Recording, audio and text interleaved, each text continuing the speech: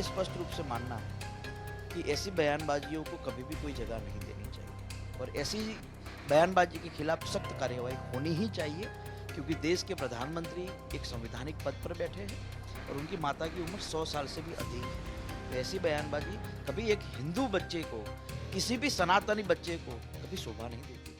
इस पर हमसे बातचीत करने के लिए मौजूद है बीजेपी के नेता हार्दिक पटेल।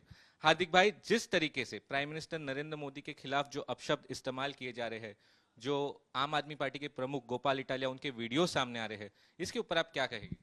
देखिए, राजनीति जिस हद तक गिराने का प्रयास आम आदमी पार्टी और कांग्रेस के नेताओं ने किया है, उससे एक बात साबित हो गई है कि गुजरात की जनता जब अस्मिता और गौरव की बात आती है तब सिर्फ और सिर्फ भारतीय जनता पार्टी के साथ खड़ी रहती है।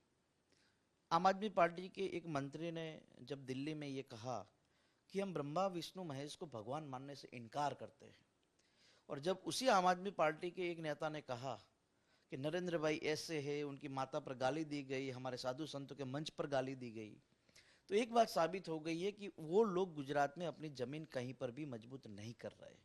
इसी कारण बोखलाहट में ऐसा बयानबाजी वो पूरे गुजरात भर के विविध जिलों में, दिल्ली में जाके कर रहे हैं।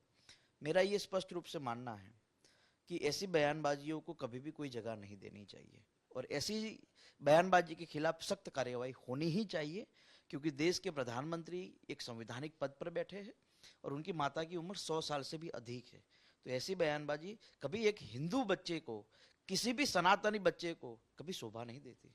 हार्दिक भाई, वीडियोस और भी सामने आ रहे हैं जहां पे हिंदू विरोधी वीडियो है। अब तो एक वीडियो सामने आया जहां पर प्राइम मिनिस्टर नरेंद्र मोदी जब अपनी माता को मिलने जाते हैं, उस पर भी उन्होंने सवाल उठाए हैं। इस पर क्या कहेंगे? एक बच्चे के लिए उसकी माता इतनी महत्वपूर्ण होती है, चाहे उसकी माता की उम्र कितने भी हो या बच्चे की उम्र कितनी भी हो।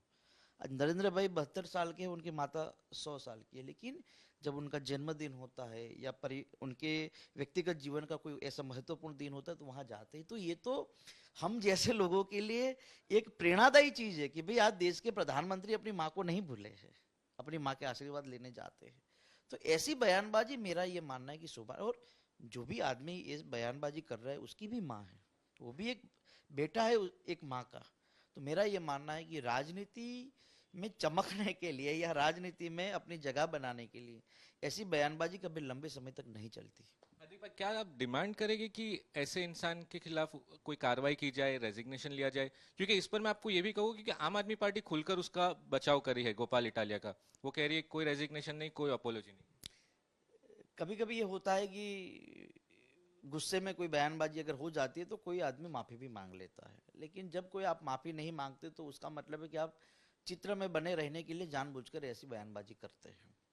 और आम आदमी पार्टी अगर उस नेता पर कोई एक्शन नहीं ले सकती तो उसका मतलब ये साफ है कि उनके हाईकमान के नेताओं के कहने पर ही ये बयानबाजी हो रही है, क्योंकि एक मुख्यमंत्री ये नहीं बोल सकते तो चलो बोल दिया इसको बोलने के लिए, जब कोई बवाल ज्यादा होगा तो देखा जाएगा। तो ये नहीं होना चाहिए। और आम आदमी पार्टी से पहले कौन बोल रहा था? नरेंद्र भाई मोदी ने कहा कि मुझे गाली देने का कॉन्ट्रैक्ट कांग्रेस ने अब नहीं रखा, इस बार किसी और को दे रखा है। तो मेरा यह मानना है कि गुजरात की गौरव समा इतिहास को बदनाम करने का काम अगर आम आदमी पार्टी और कांग्रेस करेगी तो गुजरात के 6.5 करोड़ लोग इसको बर्दाश्त नहीं करेंगे। हार्दिक भाई, अब इस पूरे मुद्दे को अलग दिशा में लिया जा रहा है। वो ऐसा बता रहे हैं कि बीजेपी पाटीदार के खिलाफ है। हाँ, गोपाल इटालिया को ऐसे पोर्ट्रे किया जा रहा है कि वो पाटीदार के बहुत बड़ा चेहरा है। देखिए, वो है सूरत से, अहमदाबाद में ऑफिस है, लेकिन वो सीधे राजकोट गए, राजकोट में उनका स्वागत किया और अब खोडलधाम मंदिर चले गए। तो ये क्या दर्शाता है कि पाटीदार विरोधी बीजेपी है? वैसा दर्शाने की कोशिश आम आदमी पार्टी कर रही है। जहां वो गए वहां पर एक भी उस ट्रस्ट के किसी भी सदस्य ने उनका स्वागत भी नहीं किया, उनके साथ भी कोई नहीं गया। समाज एक महत्वपूर्ण होता है हर किस्से में, लेकिन किसी की मां के खिलाफ आप बयानबाजी के समर्थन में कोई समाज थोड़ी खड़ा रहेगा। और पाटीदार समाज और पटेल समाज का इतिहास रहा है देश की आजादी के लिए, किसी प्रधानमंत्री की माता पर गाली देने के लिए नहीं। सरदार साहब का इतिहास रहा है कि प्रधानमंत्री की कुर्सी को छोड़ देने का, ना कि प्रधानमंत्री की कुर्सी को छीनने का। तो आज आम आदमी पार्टी के नेता हमारे देश के यशस्वी प्रधानमंत्री नरेंद्र भाई मोदी पर जो बयानबाजी कर रहे हैं, अरे किस आधार पर आप बयानबाजी कर रहे हैं मुझे बताइए। 370 की कलम कश्मीर से जब दूर कर दी तो पूरा देश कहता था कि हमें ऐसे प्रधानमंत्री की जरूरत है। जब राम मंदिर का मुद्दा सालों से कोई हटा नहीं पा रहा था, नरेंद्र भाई मोदी ने प्रयास किया, सुप्रीम कोर्ट का आदेश आया और कहा कि आप राम मंदिर वहीं बनाइए।